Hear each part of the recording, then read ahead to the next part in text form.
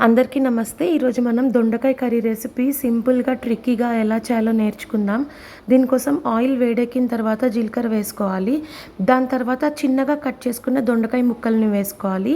రౌండ్‌గా కట్ చేసుకున్న దొండకాయ ముక్కలకి, చిన్నగా కట్ చేసుకున్న దొండకాయ ముక్కల్లో టేస్ట్ చాలా డిఫరెన్స్ ఉంటుంది. ఒక్కసారి మీరు చిన్నగా కట్ చేసుకొని ట్రై చేయండి. టేస్ట్ మీకు తెలుస్తుంది. ఇక్కడ నేను పసుపు, జీరా పౌడర్, సాల్ట్ అండ్ ధనియా పౌడర్ వేసుకున్నాను. ఈ పౌడర్స్ అన్ని దొండకాయ ముక్కలకి పట్టేలాగా బాగా కలుపుకోవాలన్నమాట. దొండకాయ ముక్కలను ముందే మనం యాడ్ చేయడం వల్ల దొండకాయ కర్రీ అనేది త్వరగా ప్రిపేర్ అవుతుంది. ఇప్పుడు ఇవి మగ్గిన తర్వాత ఆనియన్స్ వేసుకుంటాము. ఆనియన్స్ లాస్ట్‌లో వేయడం వల్ల కర్రీ ప్రాసెస్ అనేది క్విక్‌గా అవుతుంది. ముందే మనం ఆనియన్స్ వేసి నెక్స్ట్ దొండకాయ వేస్తే కర్రీ చాలా స్లోగా రెడీ అవుతుంది. ఇప్పుడు నేను కారం వేసుకున్నాను. టేస్ట్‌కి సరిపోను. పచ్చిమిర్చి వాడలేదు ఈ కర్రీలో. కారం వేసుకొని బాగా కలుపుకున్నాము. అంటే మూత పెట్టేసుకొని మగ్గనిచ్చుకున్నాం. కర్రీ రెడీ అయిపోయింది. ఇది వేడి వేడి అన్నంలో చాలా టేస్టీగా ఉంటుంది.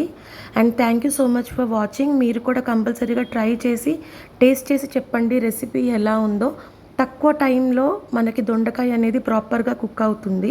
Thank you so much for watching. Please subscribe my channel.